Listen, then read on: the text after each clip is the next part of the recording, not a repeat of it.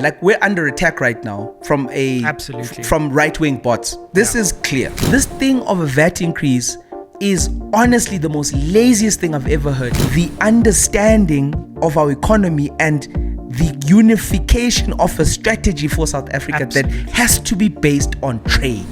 Jesus, Bantu education prevail. Spread the fire. Welcome back to SMWX. Today, I'm really excited to be joined by content creator extraordinaire, media innovator, and digital mastermind, Zimasa Vabaza. Mooshtaffa. Yes. You know, I know when people, recently I was in Mthatha, 2-3 days back, and this is always this is the duality that we live in. Yeah. I was on the back of a van, right? And I'm chilling there, and then I tell my brother, okay, cool, let's pour some gas. And then he pours some gas, and the guy who's pouring gas literally stops and says, bro, I love your stuff. Wow. And I was like, oh, okay, cool. And he looks at me and he's like, you're from here? I'm like, yeah. Yeah. But he's looking at me like, why are you in the back of a van? And I'm like, he's like, this guy really is Eastern Cape. Yeah. It was such an interesting thing. So I know when someone calls me Mooshtaffa, that they know me from the social. No, absolutely, man. It's actually pretty crazy how this digital media thing is starting to expand into every corner of the country. You get those experiences. I've had those experiences more and more myself as well, where you're starting to realize that digital content is now everywhere in South Africa. Everywhere. It's permeated the most... every corner of it, in the most insane places, somebody will be like, I saw you on TikTok. You're definitely that guy from TikTok. Yeah. And that's when I realized that the penetration that we do have, or is, I'd say, collated data-wise, doesn't really go as far as because I'll look at myself and be like, I'm in the corner of, let's say, the Western Cape in maybe Oratile, and someone goes, I think I've seen you before. Yeah. Hey man, so even an old Afrikaans uncle came up to me the other day. My producer was like, "What's going on here?" But it's true. So I was looking for directions the other day, and I rolled down my window and I asked someone, and then as I left, he was like, "Sure, Mpofu," and I was like, "No man, this social media thing, this digital media thing is actually it's going further than what we think it is." Yeah, absolutely, man. And your platforms. We're gonna get into your platforms because I'm fascinated in the strategy and the way that you've put them together. I think it's really special. And in actual fact, we've built something of an industry. Yes. From scratch. Yes. Obviously, there's Podcast and Chill, there's SMWX, as we were saying, there's you, there's Penwell, there's so many people. But it's an organic industry, or at least a sub-industry that has been built from scratch. And in these tough economic times, it's very rare to see new industries being built that are actually thriving. I would say we've actually created a knowledge-based platform. And maybe what we're seeing, or what we're talking about, and maybe not outwardly putting it that way, is in the olden times, we would have likely found ourselves at one of the bigger media houses, and we would be creating content for them. Yeah. But because the models have changed, and there is I would say even the shift away from sort of the aggregation of people onto one platform, in the sense of you either work at this publication A, this big group, media group, etc. I would dare say, relative to maybe pushing for a certain number of years, you will earn more than a journalist. But you also have the ability to not be edited. Absolutely. And that's the one thing, I know that you're doing the interviewing, but we're just having a chat. No, that's the one thing that was I wouldn't say it was weird for me. I just knew that, I don't know obviously why you went to the broadcast and came back. But I do know that it was likely the fact that somebody who was a junior editor in 1985 was trying to tell you what you can and can't say. I don't know, but I'm just saying. So funny. And that for me was the key thing. The ability to control your content so that you are solely responsible for your name, face, voice, likeness, image is so crucial in this day and age. And it's so powerful as well, because we'll talk about why. I actually don't know why I left the public broadcaster to this day either. I was just told, hey, look, we want to move you. And I was like, but suddenly, the show is doing well. Why do you want to move me? And I never got a full response. But while I was there, I suddenly realized how important our platforms are, because I could see the numbers that the SABC was doing, and I could see our platforms, and I was like, wait a second. Comparable. Yeah, absolutely. And this one's on the way down and this one's on the way up. Yes. And so it actually gave me more faith in digital media when I had seen the other side of the spectrum. And like you say, it probably takes longer to make money, but you can make much more money. 100%. Yeah. Over like a span, because I was on radio, right, at YFM. This was like maybe 4 years, for 4 years, from 2012, 2016. Yeah. And for me, I think the jump was interesting because what I learned on radio, I still use till this day, like things like mic control, understanding how to link in, link out, etc. And those were the core things for me, right? Learning how to produce. These are skills I use till this day, which is why even on my bio, I always say like I'm a skills advocate and I believe in skills. So that at that time, what was interesting at YFM was that I was one of those guys that really got YFM to look somewhat at their social media policy, because it didn't exist before myself. I came as a Twileb into YFM as a co-host content producer, who then started to drive heavily into social media content, Twitter content. And then now, I mean, it's terrible when like a radio station takes content from Twitter and then everyone vilifies them. But it was a little bit more lax in those days. So from there, it then forced me to look at a policy. I was one of the people that co-wrote the YFM policy on social media because it was not there, right? And then from there, you start to understand that the leveraging of that became quite important. To my knowledge, I'm still one of the first people who actually grouped influencers together and created promo teams in South Africa. Wow.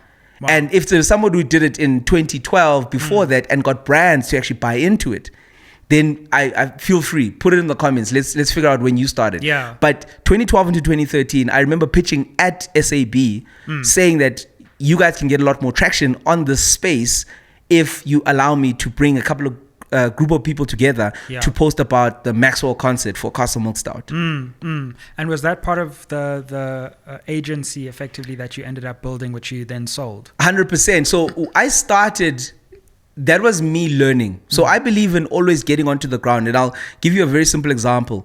There's a construction project that I'm doing. Very small, very whatever. I have first, many years ago, went to the ground and learned how to make a brick so that I could understand this building block that we're going to use. So before I started an agency, I went to go work at an agency. And I happened to work at at the time, and I still think they're really great. I worked at Metropolitan Republic under Paul Warner and a couple of other guys. And I got to learn a lot of things, right? Sure. So very young, learned how to copyright. Angie Hutting taught me how to copyright, how to take my thoughts and truncate them into something that people could understand quite quickly, which was really effective on social media platforms at that time. But then I had to learn how to add brand nuance to things. So at that very same time, I then said to myself, in order for me to be able to start an agency, because I can see where the trend is going, where people gather, brands want to be part of the conversation, and they've got to buy the cool, and you could be the facilitator of that. Then I said to myself, I've got to learn how an agency works through and through, because I'd never worked at an agency. Then I went and I worked for a year at Metropolitan Republic, but I would stay over.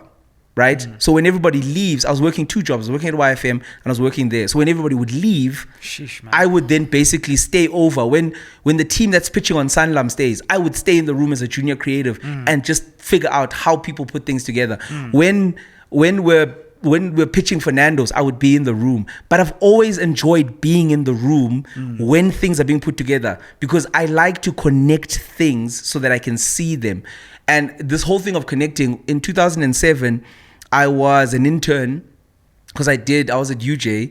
I was an intern at Transnet or Sportnet, or that when the changeover was happening. And I sat in a room, and this is one of those moments where you start to realize like how things work, how money works. Sure. I saw a contract for R1 billion per year for Mittal Steel get negotiated in front of me. And it was at that point that I realized there's always a shortcut. It just depends how you put the building blocks to be able to access that shortcut. Sure. Wow, that's hectic. It's interesting because I see in your journey a lot of moments where you took it upon yourself to be in rooms, to stay around, to do something extra. I was listening to the story you were telling, DJ Waras, where you were at Y, but rather than DJing, you then stayed in to understand how they were buying and selling media and how media buying worked. 100%. So you've developed this tactic of like, it's one thing to have a job, but then you can learn more having the job if you stick around or you go to a meeting that you don't have to be in. And talk us through like how you learned to do that. So because I am self-diagnosed ADHD, I'm able to understand and connect things, but then I'm able to also make them understandable to other people. So when I don't understand all of the inputs, there'll be a part where I don't get it.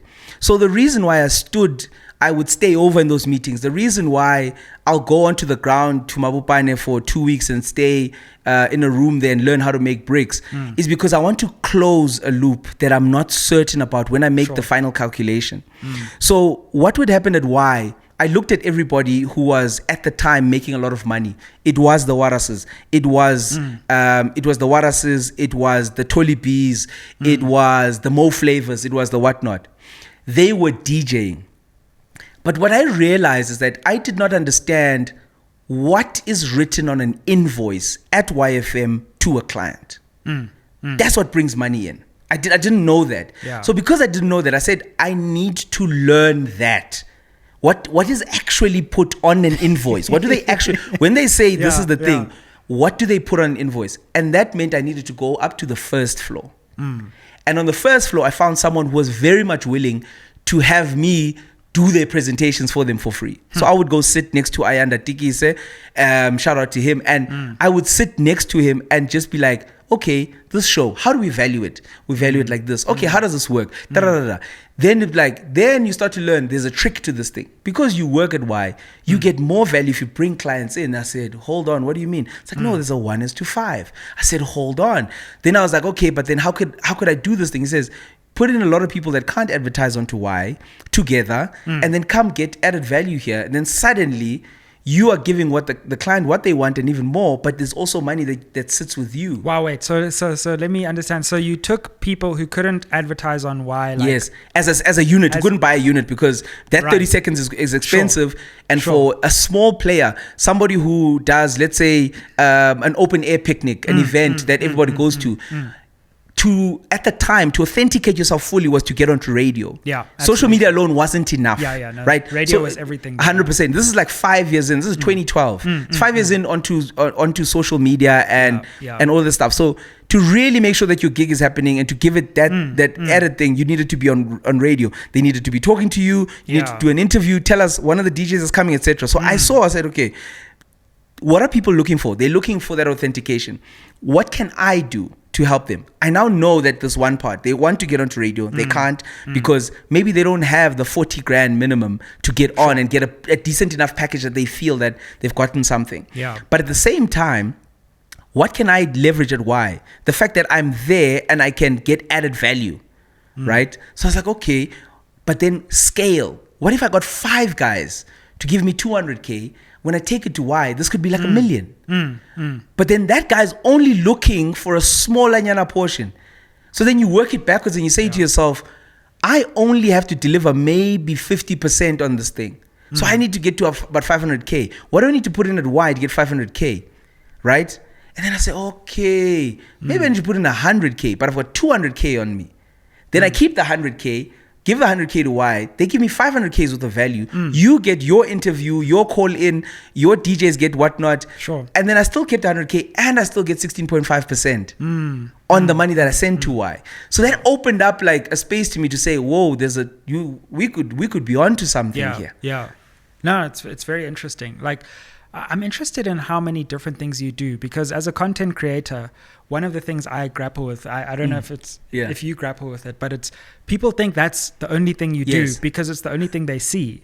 And it's like, no, that's one of the things I do. And it's the thing you see, but I'm not just you're not just one thing. And you're you're in banking, if I'm not mistaken, or you So were? no, I'm not in banking. Okay. So what I am is that I'm a strategist, Okay. business developer, Yeah. and a whole host of other things, but primarily call me a strategist. So I think. Right. So I think. So whether you are a political organization that requires thought into a particular thing relative to either communications or any other part of your business to become efficient. Because what I realized was that in order for you to communicate as an organization, you need to understand your processes that lead to communication. That's when I would get into businesses and try to help them communicate. I would figure out and say, your process in that logistics department doesn't make sense because it actually stifles the manufacturing department. Thus the comms department can't put out a special. Sure. So then I realized what I was actually doing was management consulting. I then stumbled onto it. I was like, oh, okay.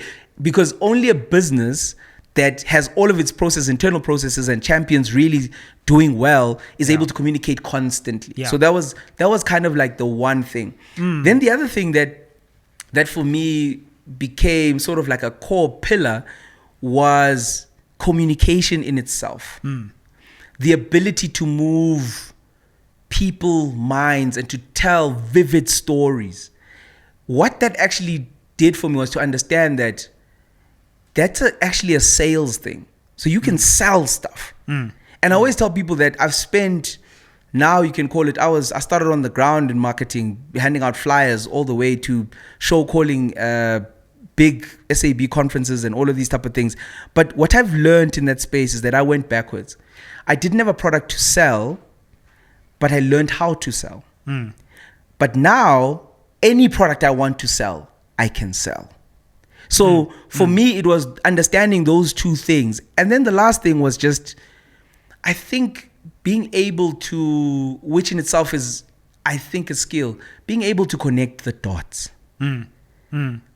Some people, you get a piece of information, but you don't refer back to something else. And which is why a lot of people always ask, but how do you understand this when they see my content? I say, because everything is interlinked. Because it's not this one story in isolation. Yeah.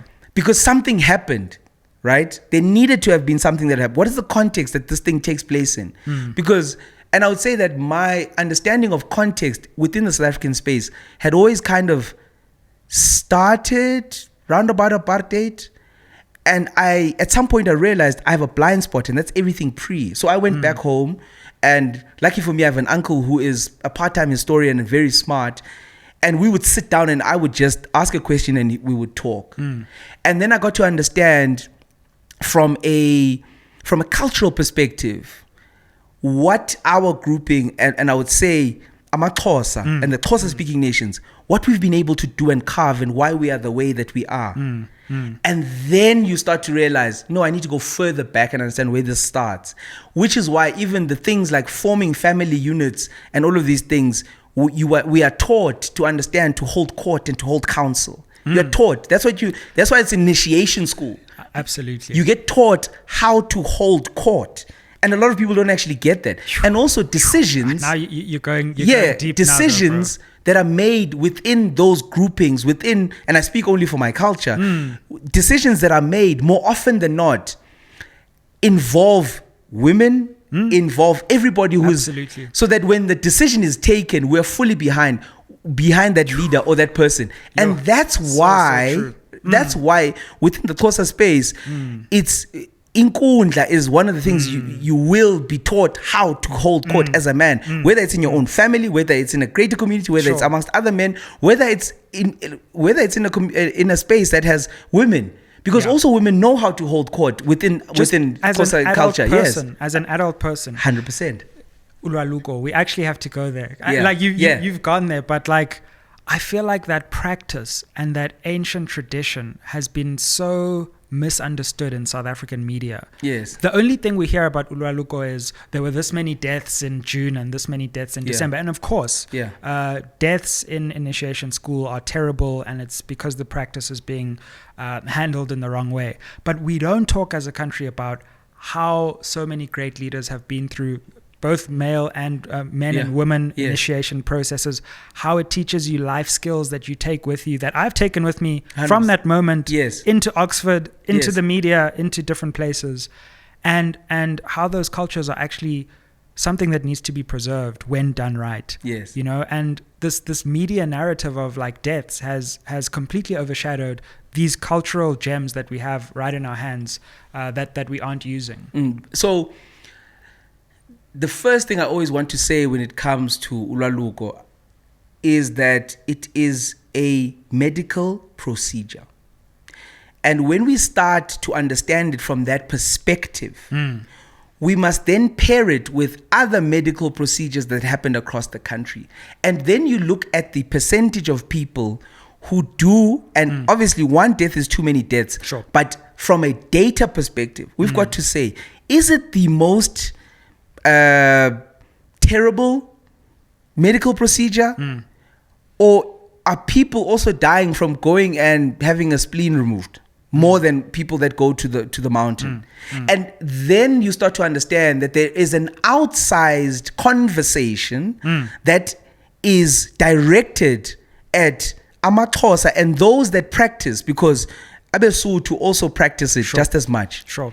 But there is an outsized focus on presenting specifically ulwaluko as something that shouldn't be there. Absolutely. Maybe also because of the secrecy around it. Sure. But there is a reason it's called initiation school. And what a lot of people don't get nor understand is that for young men who are undergoing this journey, it is an opportunity for anyone who is a man to walk up that mountain and to impart knowledge to those people who are there. So if I'm in the Eastern Cape at any given point in time and I know that it's a season, I will literally, if I'm doing nothing, I go up the mountain, I go sit there and I call them and we will sit with abakwetha and we'll have conversations. That's just conversations. And they will ask questions, because also what happens in your family is that the veil gets opened and no one will now ask you to leave when there's a family meeting. No, Sizwe must stay there.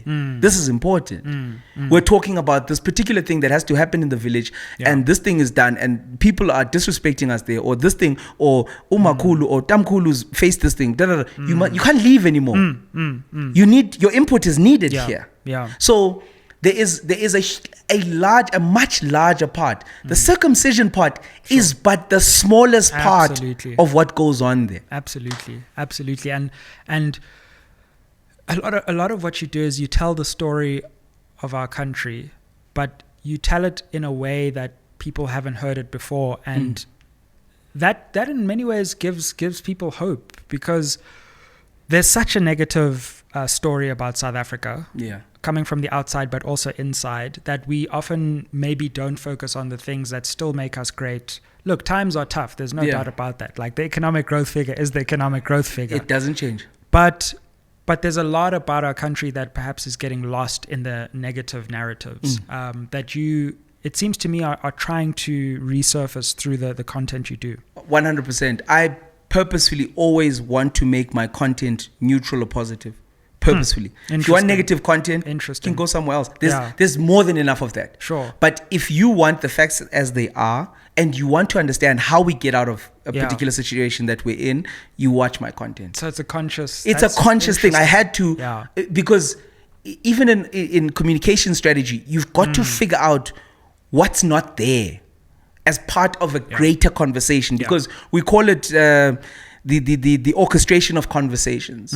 So one of the things is that when you look at the dark arts and bot farms and all of these type of things and whatnot, you've got to understand, like, we're under attack right now from right-wing bots. This is clear. Absolutely. But we've got to understand that what's happened is that South Africans maybe are not realizing that they're doing this, but they're countering. And every day I see every post that comes from right wing get flooded with counter information. And it's become less and less about trolling from the people, the average South Africans, to this cohort, but more about fact checking. So the same tools that that our once great swimmers use to in themselves try to sound smarter than what they are, are being used to fact check them. We're fact checking. The average person is fact checking anybody else. We're fact checking the whole US government right now as a country. And this is what controlling a narrative is. We are also we must also be mindful of the fact that we do this on a platform that's owned by the same person who's perpetrating this. Sure. So at some point, you're going to start seeing your efforts of hitting back at that content, and I'm calling it now, they will be curtailed. Because it's a switch, it's a button, it's an enter. Literally. My biggest worry, guys, is that we will lose and cede ground as the people that want to speak the truth in South Africa, about South Africa. We will cede ground at the press of a button. That's the one thing that, like, I lie awake going, it's actually scary. It's good. It's actually scary. The organic part of organic content is going to be taken away, just in the same way as Facebook many years ago made itself a pay to play. Sure. And it's going to feel like it's organically going away. Meanwhile, someone pressed a button. 100%. They're going to phase it over time to say, those guys are a little bit too loud. Our agenda is not really reaching those moments and those voices. But what's happened in this is that, what I'm happy about is that even in my journey of going backwards and starting to understand South Africa outside of apartheid, you've got to understand where Afrikanerdom comes from. You've got to understand that. To understand the mind and the psyche of the current right-wing propagandists that live there, that live on social media and are basically twisting facts right in front of our eyes, you've got to understand that this comes from somewhere. What do you think the historical context is that we need to understand this particular moment? So you've got to also go back and understand things like the bastards, right? People that were in themselves born of settlers and colonizers who then found themselves more at home on the earth, maybe probably for various reasons from their mothers being from here. Because if you look at manifests of ships that came here, they didn't come with a lot of women when it first started. It was just men. So where would they find women? They'd find women on the continent. But the children they would start to father would not be involved intricately or taken into the system. So then you start from this, the bastards, the burghers. That's when you start to find, okay, we're different. Because maybe you grew up with your mom who was Khoi or was San. And then she taught you different things. Then you start to love the earth that you're in. But then when this thing of mental supremacy starts to make its sense and the caste system starts to make itself known, you start to say, maybe I'm closer to those guys with the guns versus these guys with the spears. And then it says, but we're the same. Why don't we group together and live our own way of life? There's people like Conrad de Base, right? And these are things that I'm learning from listening just to the history of South Africa by Des Latham. Shout out to this guy. Shout out to Des Latham. And this guy became a key advisor to people like Chief Nika in the Eastern Cape, because he understood all of the languages. But it was like a Game of Thrones back then. But he was the type of person that the other colonizers and other people didn't like, because he fully integrated. He did terrible things. We're not going to take that away, but he integrated. And people that are still to this day likely called the base probably come from that guy, right? Not exclusively, but a lot of them do. So these things, when you realize these things and start to move backwards, you then realize that Afrikaners, and they're not all one thing, right? There is a superiority that exists towards us as the indigenous population, which is why it is important to be very much twist the facts about what and who was here and when they were here and whatnot and all of these things. A simple search on Google, you will see that the kingdom Yamampondomisa goes back to the 12th century. Easily. And that's just one kingdom. Yeah. So the narrative, and that's when I say to myself, Jesus, Bantu education prevailed. Yeah. It really prevailed. It really prevailed, because we sit now at a point where so much of the history has been bastardized that somebody can literally look you in the eye and say, no. The Bantu went here when we arrived. Yeah? You know what? There's something very important about that and the education thing that you're bringing up as well, because I've seen this with you and I experience it a lot myself. It's almost as if you get othered. Yes. For being interested in serious stuff, or it's like, oh yeah, you're a nerd, ha ha ha, or it's like, no, that's something to aspire to. Yes. And it was only when I saw Oxford where I was like, I got into this community. And it was like, no, you're not smart enough. You need to know more stuff and more stuff. And like embrace your inner nerd. Yes. And I was like, when I came back home, it was like, you're too nerdy. You're reading too, like, books that are too weird. Like, no. Keep going into that nerdishness that you feel. That's when you'll find yourself. And like, I feel that part of what Bantu education did is it allowed you to be smart, but not too smart. Because if you're too smart, then now you want to change things. Exactly. And I feel like, no, why are you trying to be all smart? It's like, we're supposed to try to be all smart. That's 100%. How we're going to take this country together, when we all get all smart and then move it forward. You know, so this kind of like othering that happens around being interested in serious stuff is something we need to root out of our culture. Yes.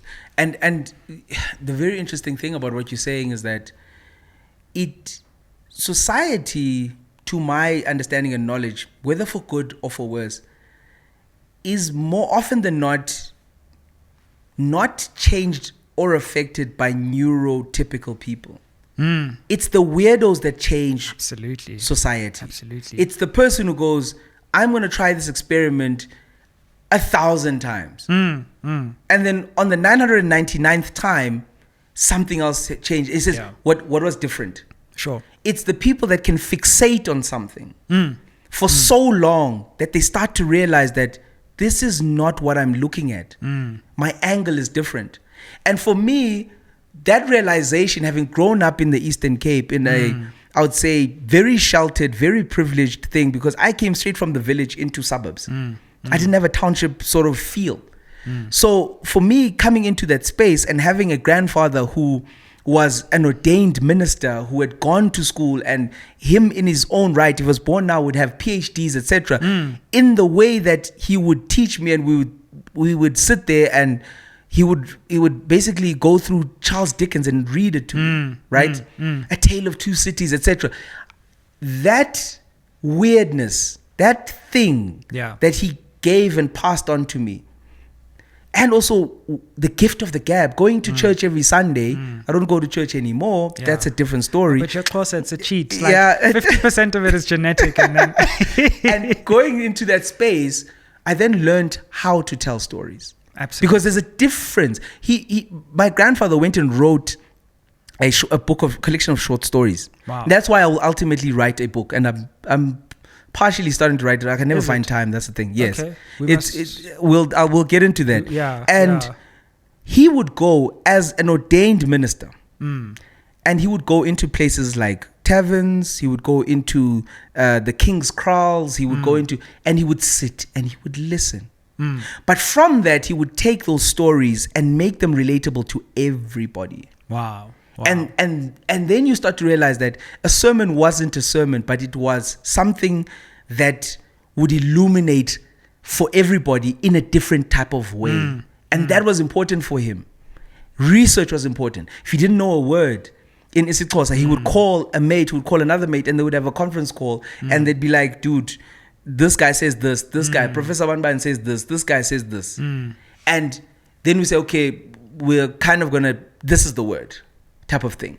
And that's why he would always say botani, because he would literally say umolo ubolekwe kumore. Wow. And that in itself is like, whoa. I did not know that. Yes. Yeah. It's like things like ifestile, it's a fenster. Yeah. Sure. The thing doesn't exist in Xhosa because we never built. We have umnyango. The things that we've always had, they have a name, and if we don't have it, we will then take from wherever. So he would. So I grew up. Molo comes from Mora. Yes. No. And I want to be fact checked on that. Yeah, but I mean, it makes complete sense now. But 100%. So living in that space, and with that understanding and background, then taking that into a space like an Anglo-Saxon school, which is one of the oldest in the country, Dale College, then got to mix these two things. It got to mix the culture that I was growing up and around with the level of frameworks. I live and work with frameworks and systems. And if something falls outside of that, I need to know why. Fam, before we get back to the episode, we just want to let you know we have a big goal on this channel to build this community to 1,000 members. That means we have 2 new levels of SMWX membership. The first level gives you exclusive access to content, discounts on merch, but the second level, in addition to various other perks, gives you access to me. We're going to have meetups, online sessions. You're going to get discount on our live events. So if you want to deepen your SMWX community experience, help us get to that 1,000 member level. Look forward to seeing you there. What was that experience like for you? Because we come from a similar generation to the extent that we're the first Black South Africans who go into these schools. From grade 0. Absolutely. And then you have to do this negotiation where you're trying to understand your own identity, and then the school comes and imposes a certain view, and then you're trying to negotiate those two. Yes. People look at you and they say, but you went to the school. So, but then when you were in the school, you were also othered in a way. Yes. So what was going to Dale College like for you, and how do you reminisce on it right now? So I reminisce about it to a point where I'm still part of the structures. I'm still part of the old Delian Union. Awesome. I still give back. When we've started a thing where we've started our own bursary funds, and we're building a fund for the school so that the school can self-sustain, and so that it can live in its truth and also be able to do the things that it wants to outside of government. Sure. And I think this conversation will lead us to civic duty. When I first arrived there, it was easy to assimilate for me. I'd come from Episho Primary, then I went to Shornville. So I went into a colored community, and from there, then I went to at Dale. I think I must have been 11 or 10 grade. I don't know what grade it was. Yeah, probably like grade 6 or so. 6 or so, great. Yes, I redid grade 6 because I was a year younger. Interesting. So when I get there, I must say that the one thing that got to me was the immense linkages in brotherhood that exists within the Xhosa culture, but also within this Anglo-Saxon boys' school thing that's been created. Sure. And then when I found these two things together, I said, it's not actually that hard to draw similarities. Obviously at the time, because of historical textbooks, I obviously didn't understand the history of this, because amaXhosa, even though they don't get their flowers, they held, people like Maqoma held the British at bay for 20 plus years. Absolutely. Right? They changed warfare. I think a lot of times people speak about things like, oh, Shaka brought the kraal, the bulls of the horn thing. I'm like, that thing was happening everywhere, right? The short spears, those are not unique in that sense. It's just that the stories are not being told. And the reason why we know this is because the British wrote them down. Absolutely. They wrote them down. They say, in this date, this happened. And then you match it with this date and you say, oh, wait, this thing happened before then. No, this military tactic. Resistance has to go down as probably the most serious how do you resist for a century, bro? And ultimately, when we then, and I guess this is where the sort of like the weirdness of it all, when we then start to go into these schools and understand how they formulated, how the British and Anglo-Saxons really formulated their thing, you start to understand that in itself is indoctrination. Sure. But then you either say to yourself, I subscribe or I don't subscribe. Because at our school, during our time, we said we don't want to march cadets because it doesn't make sense for us. We said it doesn't make sense for us. Yeah. Right? World War I, what is that? World War II doesn't, and it was a shock to everybody. The name of the place was called Kafrarian Heights, and because it was too close to the K word, we said, yeah, that place. In the whole town was basically like, yeah, change that word. Wow. And then thus our sister school, which was called Kafrarian Girls High School, then had to be called Kingsridge Girls High School. So understanding where you come from and what symbolism matters, what type of symbolism matters, will then give you an understanding as to why, out of most provinces, we're changing the most in the Eastern Cape. Yeah. We're changing names, like whether it's Alwal North is Kusamaletswai, Queenstown Sekomani, PE is now Gqeberha. We want to change East London to either Emonti or Kukompo. We want to, because we understand symbolism. If the statues don't matter, then let's take them all down.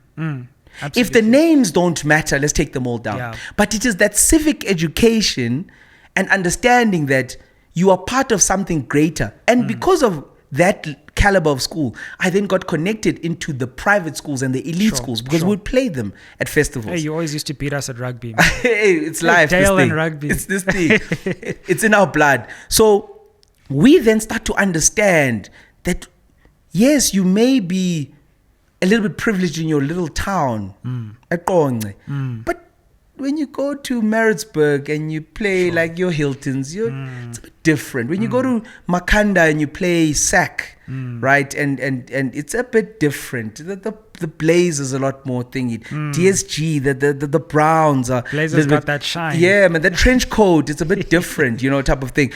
So we grew up in that understanding that we would travel and know the country. And I always say to people, my love for South Africa comes from the fact that I was privileged enough to go to a particular school that would take me around the country. And we would, every holiday, we're going to Pilansburg, we're going to Hluhluwe Game Reserve, we're going to as part of a wildlife club or an excursion.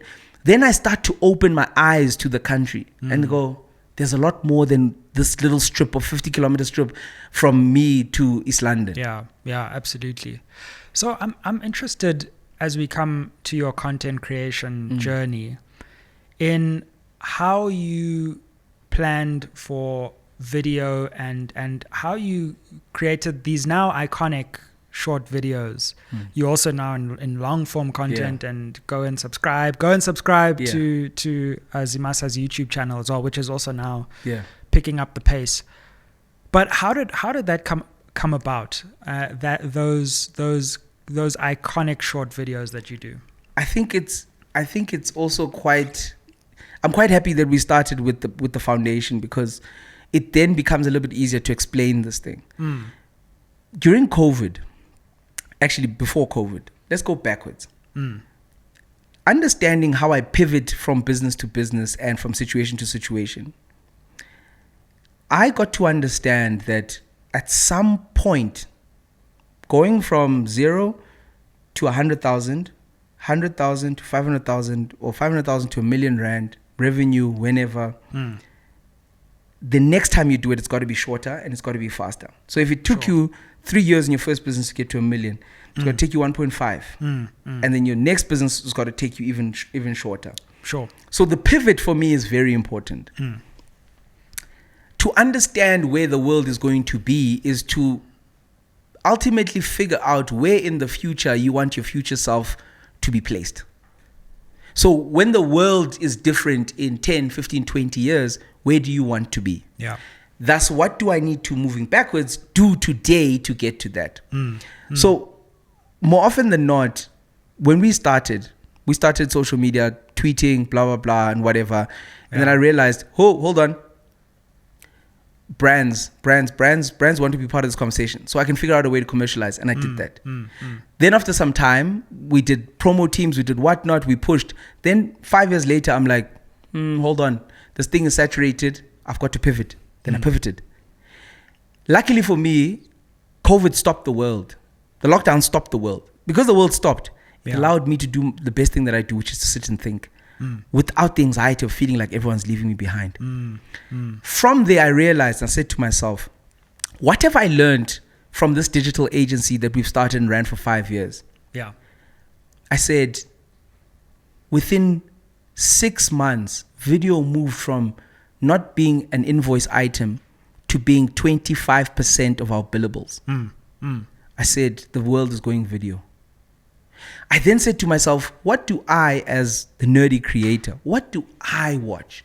And what is missing from a South African perspective? I said, data-driven opinion pieces are missing.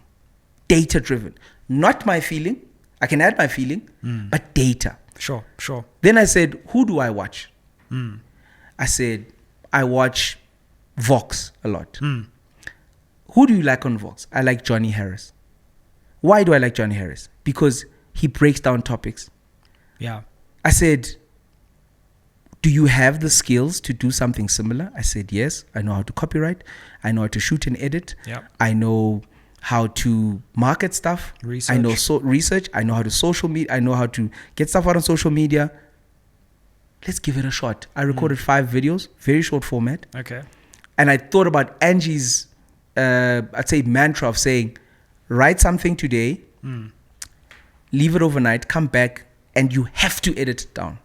Doesn't matter how you feel. You have to edit it down. So that's what I did. Started 5 videos. I said, all I have is a minute. This is when it was 59 seconds. Yeah. My first videos were 45 seconds. So I had to get this thing across to you in 45 seconds. Do you remember the first videos you did? Or one of the first ones? Yes, I do. It was around why South Africans, whether or not we pay our fair value for electricity. Huh. And because there's always this conversation that says that South Africans, actually, we needed to catch up to the subsidization, etc., and whatever. And maybe in an industrial sense, that could be true, that we weren't paying. And I don't still think they pay their fair share. But now for residential people, we're getting punished because, yes, electricity goes up, but we should probably start to see a data point when we are told that we're going to get a 30% increase that says industrial is paying this much for a kilowatt hour. Then I'll be like, oh, okay, that makes sense. Because do you know? I don't know what a kilowatt hour is for a firm. Yeah. But you can easily find one for a household. So my curiosity and those type of linkages were the first things that I did. Then I would put money. Money is a core thing in South Africa. Absolutely. Because it's not there, because it's there for some people, etc. Money was one of the core things and core pillars that I wanted to speak about so that people could understand. But you could never come out and say, hey man, this is how you do a business and whatever, because people would be like, who is this guy? Yeah. So you needed a pull. But then I realized something also. The industry that we are in is very much allows us to speak until the day we leave this planet. As long as you still have a voice, as long as the cameras are still on, you can still shape ideas and narratives. And we have a very important role in society now that's growing at a rate that is way faster than what we can imagine. It's scary, man. It's scary. And that's why we've got to build platforms. We've got to write books. We've got to codify this moment, and we've got to change things. That's why the book that I eventually will take time and go write. Not yet. Okay, we're gonna work on that. We're gonna work on that. It's the framework is there. It's the country they built. It's a working title. I was thinking, I was gonna say it off air, but I was like, you have to write a book. And yes. We're gonna make this book happen. 100%. Yeah. Hold me to it. Its working title is the country they built. Right. Okay. The 100 years you need to know about in order to understand the next 100 for South Africa. 1900 till 2000. Because that period is lopsidedly focused on apartheid. But there's also an undertold story around the key moments and how they were presented to us versus what was actually going on. I'll give you an example. Some people are starting to speak about this, about the laws, the racial laws, etc., etc. Yeah, the so-called 140. 140, whatever. I want you to go look up Volkscapitalism as an ideology. Just do that for yourself. Yeah. I want you to go look up the Rand Lords. I mean, when I was in varsity, we used to go party there, and I didn't know that I'm actually part of the system in some way. Yeah. Go look up people like Abani Panato, not the ones that are in your face. Just Rhodes and no. Rhodes is too easy. Yeah, sure. And then understand that that form of capitalism at the end of the 19th century, ultimately through the South African War, the Boer War, the Anglo-Boer, whatever you want to call it, through that period, then the concentration camps and the subjugation, then leads itself to a form that can be matched to black consciousness, which is Afrikanerdom. Sure. Then this thing of nationalism really, really takes root. Then they start to understand that we need to formalize this thing in order for us to really, truly have a say. We need to civically do this thing. So things like NG Kerks, etc., Yes, kerk and werk. These are things that they make sure they inculcate. The fact that after every Sunday, there would be a meeting for a branch of the Broederbond or some sort of society that is Afrikaner that sits there. The fact that someone like a Jan Marais decides to donate all of his money or most of his money into the city and into the varsities and the space of Stellenbosch. These are not coincidental. It is because there was an ideology that was put there to say the biggest sacrifice you could do is to further on this thing that we have going, our culture. Yeah. So understanding that, and then you start to understand what Volkskapitalisme is, what these things and why things happen in a particular way. Then you start to understand why the country we have today is the way that it is. Because when we talk about land, we're not talking about apartheid and all this. We've got to go back and say, before that, yes, you've got a title deed. I'd love to see it. Why does your title deed say 1925? Did the country start in 1925? No, it didn't. So we need to have a better conversation around this. Sure. And I'm happy that this is happening at the time and in the way that it's happening, so because it needs to awaken other people who might not be as well read in these corners. Yeah. And I've got to solve for this. If the one thing that the old regimes took away from us, it was the possibility of a future. So the one thing that you could do to appease and to pay for that is to ensure the future, is to ensure the success of future generations, regardless of race, creed, or color. And how do you do that? You create a fund. You ask, how much is, let's get 100 billion rand a year fund going. It's not that hard to It's do. literally not that hard, guys. Look at the top asset managers in this country. That's You build 100 education fund that all kids, and you can start in key positions that the country needs. Like the country needs more engineers. Sure. Country needs more STEM. So if we say to ourselves, we're going to start with these people, and South Africa is going to, if you pass to get into engineering or any of the STEM fields, it's free from first year all the way to PhD. It's free. This is how you ensure that you reparate for what happened. I mean, why haven't we done that? Like it's such a clear thing, but also, I mean, your economic thinking is very interesting to me, and I hope your book is also going to deal with some of the ways that you're able to look at the economy. One of the ways that you've looked at the economy, which has enlightened me, is you've taken the China model, but you've spoken about how it can be useful in South Africa. And I watched the chat you did with Penwell, where you said, when you went to China, they said, if you want or I can't remember the exact quote, but if you want to develop anything, you first have to start with the road. Starts with the road. So the corridor economy or the road economy, the Belt and Road Initiative, which China builds its geopolitics around, but also domestic economy, is something I don't feel have begun to grapple with in South Africa. Where and now that you're saying this, I'm thinking, but then with this fund, we also need to think, what are the new educational institutions that we need? Where do they go and where do they fit within that corridor, so that corridor is an education corridor, it's a transport corridor. Why are we not doing these things? So interdisciplinary and intermodal. This is so important, what you talk of and what you speak of, because if you understand, and this is where the government, again, they really don't shine when it comes to comms. They don't. And I tell them all the time, I say, you guys don't know how to communicate. The country has invested 18 plus billion rand, probably even more, into the port of Ngqura in Gqeberha. That the reason we're exporting so many cars for VW is because of that. We now have a deep sea port there. They're investing X amount of billions into the river port of East London, Emonti.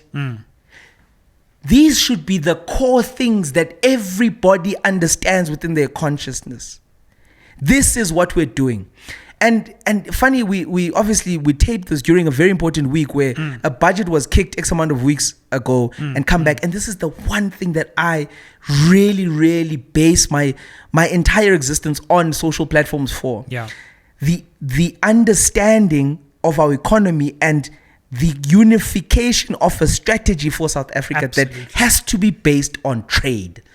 But what that means is that, remember what I spoke about, in order to communicate, you need to understand the components that go in.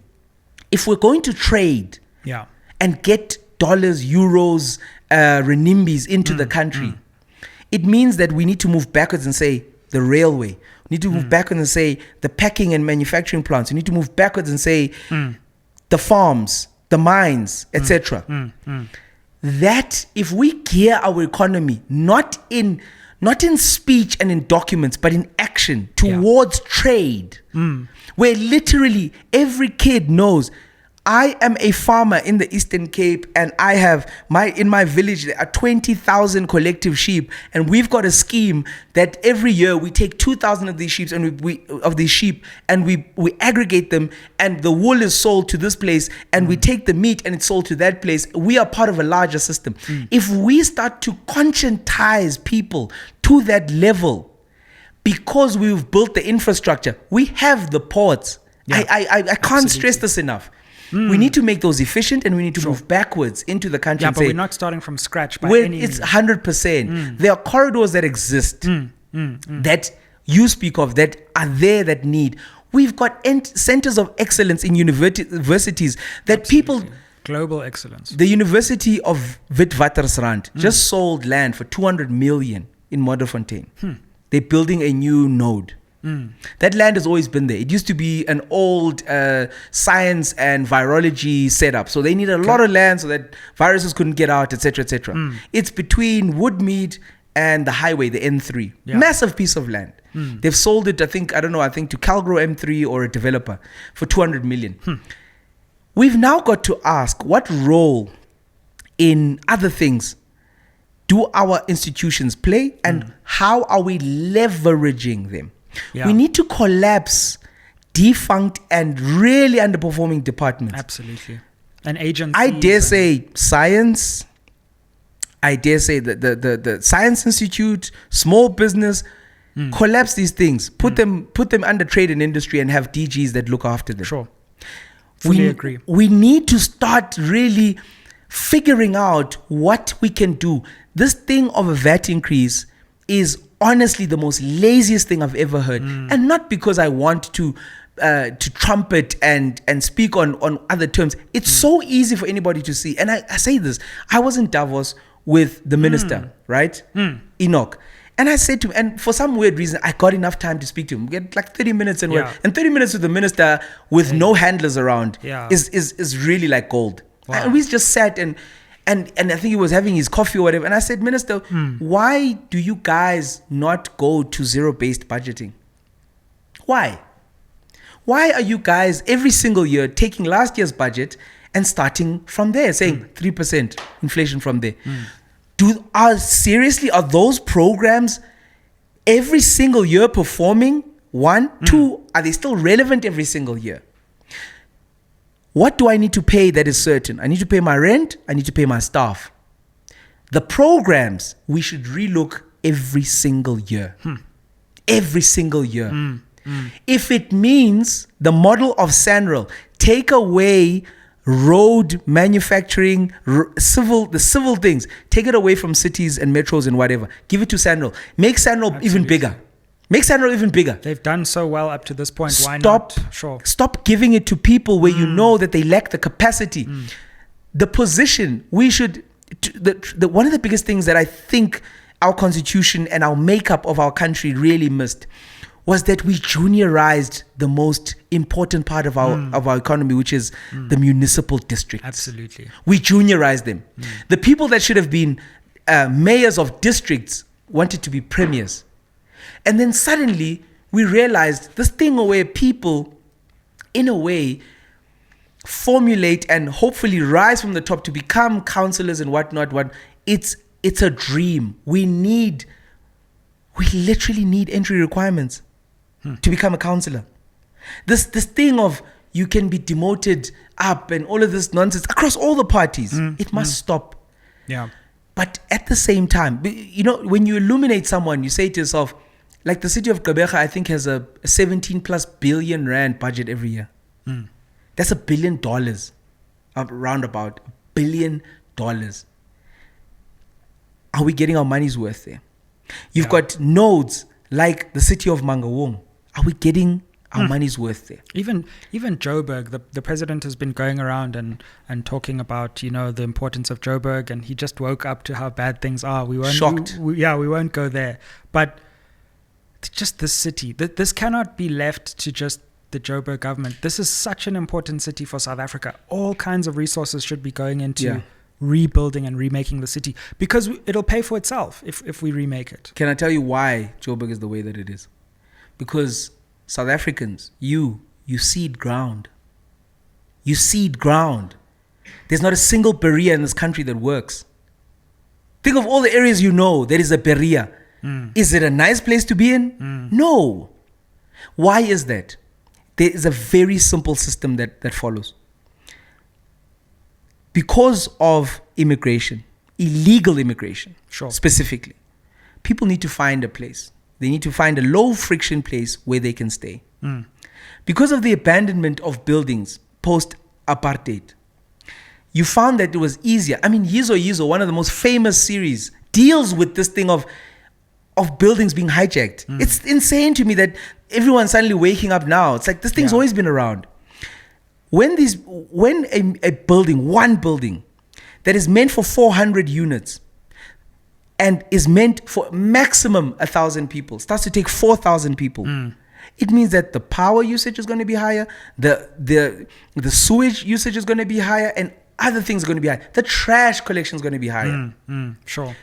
What happens? South Africans, they get into the space, maybe they don't complain. They say, I'll go to I'll go be Alani, I'll go to Killarney, I'll go to Parktown, I'll be fine. You leave. What you leave behind is another apartment that's going to take in another 4 people. Then what happens is that the citizens of the country who are ratepayers within that precinct are not a majority anymore.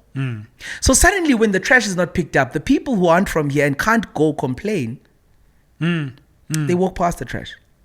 The people who are from South Africa, who feel some type of way about the trash, they leave the area. Then suddenly, the area, just in the same way as gentrification works, the area then starts to decay and to become derelict. All of our CBDs across the country have this. They have this. It's not unique to Johannesburg. It is South Africans that are seeding ground. Whether you go to Emonti and you go 2 blocks up, well, now it's actually 1 block up from the promenade, Emonti. Whether you go 1 block up or 2 blocks up from South Beach in Durban, it's the same. So it is us, South Africans, who are seeding ground. So when the next time you ask and you say to yourself, yo, wow, this place is so different. When I grew up here, you seeded ground. Your parents seeded ground. You have seeded ground. You've left. Your family left. And now you're going to wonder why things are the way that they are. No, when you look at Brixton in Joburg, when I first got here, Brixton was such a nice place. It was on the decline. And we are the ones to blame. And then once we get okay with that, we then say, how do we fix it? It needs mass mobilization of all government resources at one single time. Absolutely. And if you have an illegal immigration problem, we've got to make sure that there's a train that's ready to go from here to the border. We've got to say to ourselves, what is the simplest way? Then let's retrofit trains. Let Transnet get ready. Let Prasa get ready. We're going to take a train straight to the border. And at the border, when we cross the border, the other countries have to take their people. The reason why I'm so aggressive about this is because it's one thing to have somebody who adds a skill here. It's another thing, it's another thing to have somebody who doesn't have a skill, but will get a job when a South African who could take up that job can't take up that job. And people think this is in the clouds. I grew up waiting at restaurants. When in Makanda, when the festival, the arts festival would be there, I would wait on tables. I'd work, I'd be like, I can work this week. And then I'd take that money and I'd go have a job the next week, right? But that option was open to me. where I could go make tips, I could go what. And for people that don't have an opportunity, that aren't within the formal education space, there is no other way. So you wonder why there's social decay. There is enough money in this country, guys. That's for sure. There is enough money in this country. But the social compact, as Thabo Mbeki would say, is broken. And we now need to have a different discussion around the social compact of this country and what it needs to be moving forward. The people that truly own the means of production are not agreeing on a way forward for this country. Yeah. That's why this chaos exists. The people who truly own money, and it's very easy to look and say it's a Rupert, it's a what? No. There are rich coloreds, there are rich blacks, there are rich Indians, there are rich whites, there are rich Jews, there are many rich sects. Wherever you are, you'll find a billionaire who is of this particular grouping of people, and you'll find multi-millionaires or deca-millionaires under him, and you find millionaires, and you find middle class people that all sit together. We're not agreeing as a society what this thing should be. That's why it's important, I feel, that what's happening now with the right wingers happen right now, so that we can all wake up and say, hold on, who's supposed to be doing what? Because there's absolutely no problem in us, just like a China, having a straight competitive environment internally. The minute it has to do with outside of the borders, we're together. Sure. We can fight for contracts, we can fight for tenders, we can fight for whatever.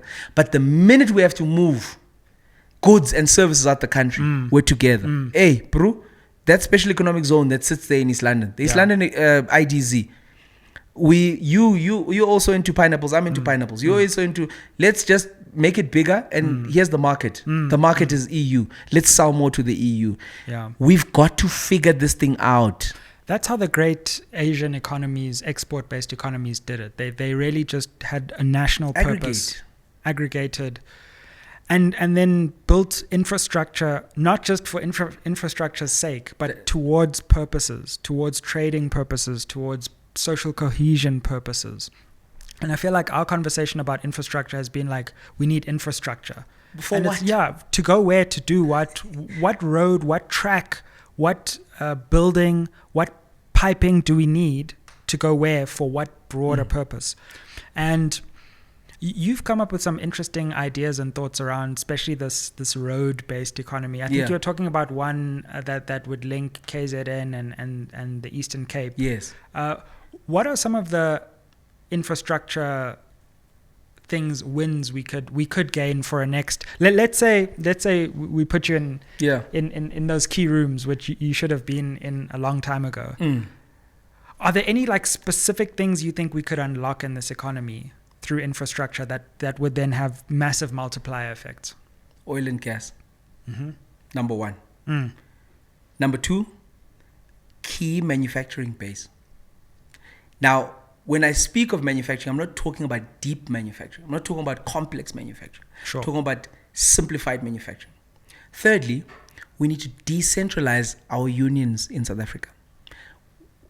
And this is very bold. We've got to break up the unions and make them only provincial. Our problems in this country come from a nationalization of workers' rights.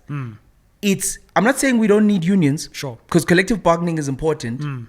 But at the same time, I'm saying to you, Sizwe, that if there is a particular union that has an issue in Gauteng, how does that affect the Eastern Cape?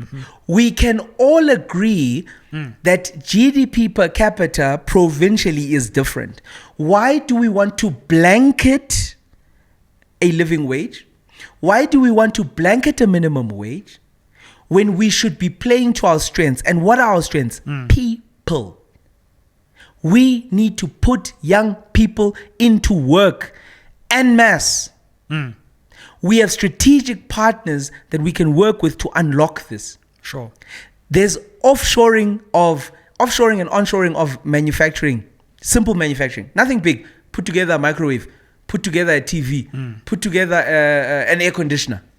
For core markets where we know that our rands offer value to them. This is what we've got to start doing.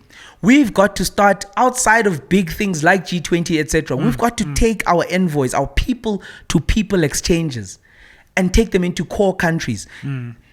And, for lack of a better example, an industry that does this and explains this quite well is tourism.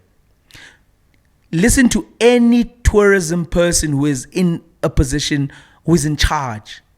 They will tell you, if you ask them, what are your core markets? They'll tell you this. Go to Western Cape, they'll tell you, these are our core markets.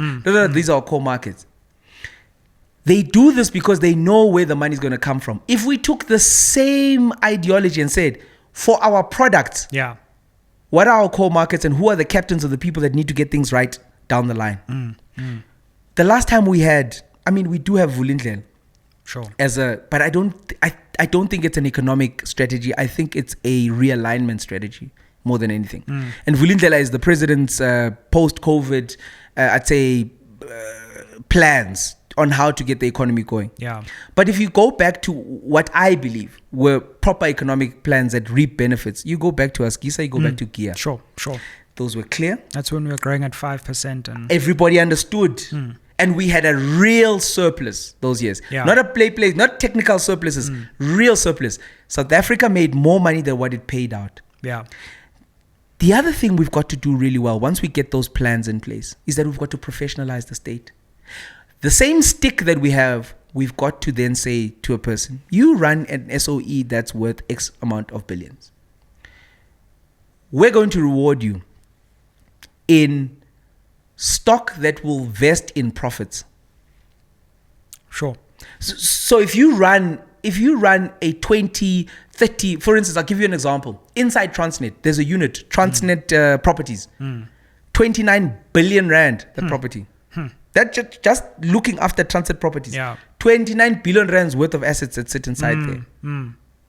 Now, the person, the person who runs that unit should be incentivized as much as there's a stick, should be incentivized to say, who runs comparable in a corporate space? Who runs a 29 plus billion rand fund? Well, at the time, if Delta and Rebosis had merged, it would be kind of roundabout there. They would have actually had more property, much larger property portfolio than even Transnet. If we're able to say, okay, those CEOs actually earn 3 million rand a year as a basic, then they get X amount of shares, which take them up to 10 million based off profit. And then those only vest after 3 years, the first year's one. So if you stay for 5 years, you could get X amount. You could actually make more money if the company is there for the long term. And the reason why it's important to start planning a little bit more long term is because the country doesn't have a collective plan. China has 5-year plans. Yeah. That stretch on for like 100 years. Yes, it's a 5-year plan. But this plan is part of other plans. So you don't plan alone as the new premier of X province. You don't just decide, no, we're going to start another district there. No, we want a seed. You understand? You plan relative to the bigger plan. We need a proper lekgotla in this country that's going to only be economic. I don't want to hear about the social stuff right now.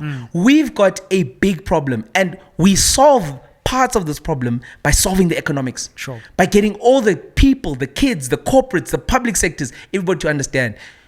Crazy thing. And ideas don't have to come from one place. I heard someone say, we need to scrap the CETAs. I think it was a DA. Initially, I felt some type of way. Yeah. I was like, 25 billion. We already fund the varsities. They technically are training colleges. It's just as theoretical training. We already have TVETs. Hold on.